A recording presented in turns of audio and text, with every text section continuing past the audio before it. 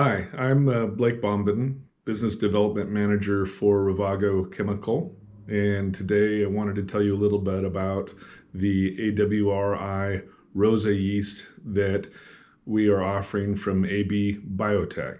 So to introduce the yeast, I want you to work with me and think like a winemaker here.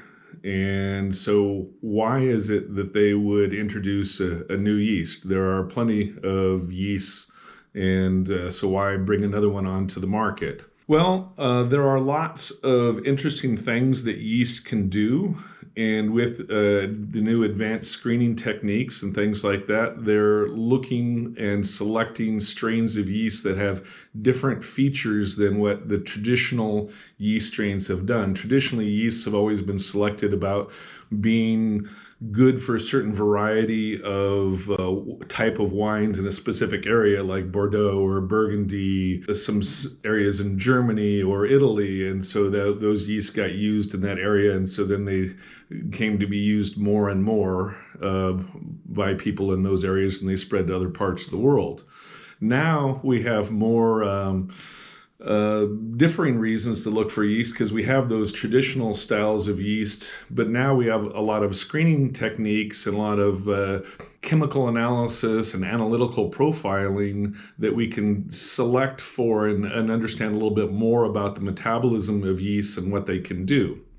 So AWRI Rosa is one that was selected because it produces a lot of the rose floral characteristic, and which is 2-phenylethanol and 2-phenylethanol acetate, or the alcohol and the ester.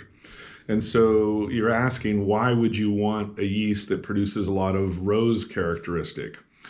Well, one of the reasons is because floral characteristic and rose characters are very much desired in some white wines and muscats, and maybe even a little bit add some spice to some Gewürztraminer. To me, thinking like a winemaker, would I want a wine that had specifically just one heavy dose of rose aroma? Not necessarily.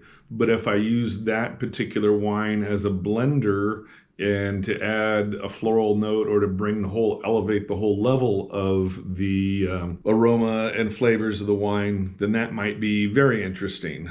So some other characteristics and benefits of this yeast: it's a low to medium nitrogen requirement. That's huge. So that means that you don't have to feed it very much, and it's less likely to give you reductive or stuck fermentations. It also has good alcohol tolerance, so up to 15% alcohol.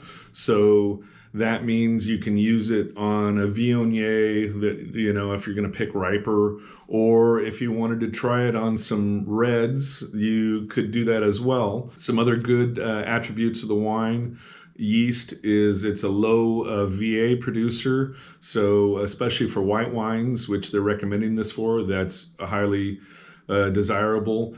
And then it's low foaming. So if you wanted to use it for barrel fermented, for a Chardonnay, you could do that as well.